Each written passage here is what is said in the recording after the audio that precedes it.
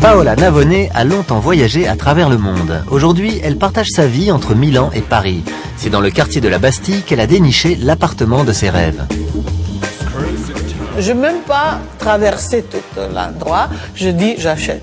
C'était le coup de foudre parce que j'ai compris que c'était quelque chose que je vais aimer quelque part. Et il y avait plein de murs et comme ça, on a tout rasé. Et une fois qu'on a rasé, on s'est retrouvé avec une pièce de 120 mètres carrés avec 12 fenêtres sur les 4 côtés. Alors je dis c'est fini, je touche plus rien, ça c'est le projet.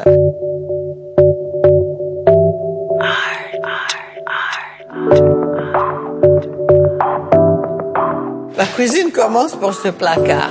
Cette cuisine que j'ai dessinée pour une société italienne, et c'est une cuisine déstructurée. Chaque fonction, il a un bloc. Ça, c'est le feu. Ça, c'est un plan de travail en marbre.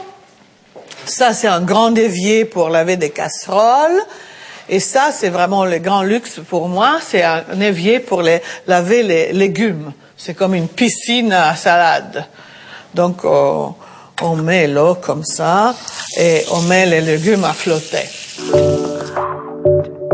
Pas de couleur, non, pas de couleur dans la cuisine. Couleur, c'est les tomates. On va mettre les tomates et les salades et tout ce qu'on met dans la casserole, c'est la couleur. La cuisine s'appelle pasta asciutta. Je fais des bonnes pastas, alors tout le monde vient manger. Et après, il y a une table, là, ronde, où on fait la cuisine plus asiatique.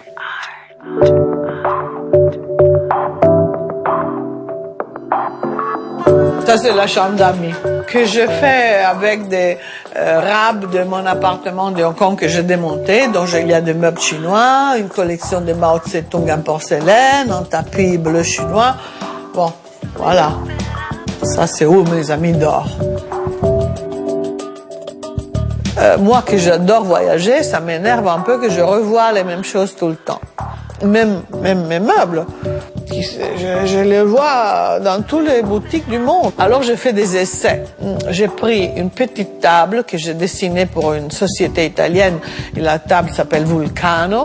Et on a fait toute une collection de Vulcano qui sont devenus des pièces uniques parce que je fais des gestes sur l'objet. Ça, c'est habillé avec des textiles. Et ça, on en fait avec un fil de caoutchouc. Parce que c'était bien avec l'autre.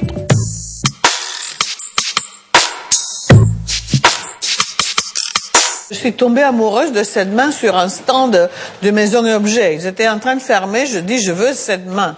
Et on l'a amenée à la maison, je ne sais pas, ça vient des Philippines. C'est une chaise, je crois. Je crois que c'est un tabouret main. Et voilà, après, les autres, c'est des choses que je chine, des chaises que j'adore, les chaises, donc chaque fois que je tombe sur une chaise, j'achète une chaise. Ça, c'est des carcasses de chaises que j'ai reconstituées avec des matières qui n'ont rien à voir avec la carcasse. Ça, c'est des cordes indiens en argent, et ça, c'est de l'altuglace. J'aime aussi donner une deuxième chance à les objets de revivre avec une nouvelle esthétique, passer par les mains de quelqu'un et devenir quelque chose d'autre. Par exemple, les planches des ouvriers sont devenues une table. Je suis amoureuse de cette table. J'ai déjà essayé de convaincre quelqu'un en Italie à produire la table comme ça, mais ils m'ont pris pour une folle, ils ne veulent pas. Mais j'y arriverai un jour. Bon, je te laisse faire un petit peu. Fais toute seule, comme un grand.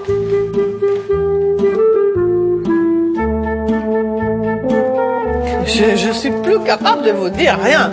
Alors, le tableau, la porte-tableau, voilà. Non, faites ce que vous voulez, vous rentrez si vous voulez. Et il est assez bien, il y a bel et bien, je ferme la fenêtre, je range le rideau, qu'il soit un peu plus comme ça. Tiens.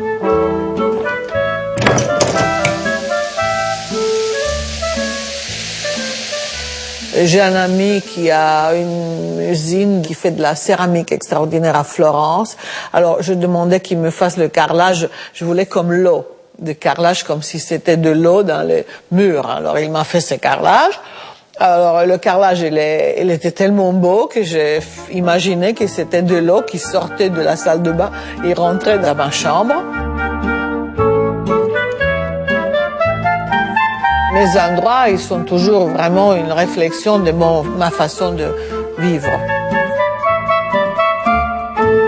Toutes les maisons que j'ai faites pour moi, c'est des maisons, même s'ils sont dans une ville, un peu comme si c'était... On ferme la porte et on est un peu dans un truc de vacances.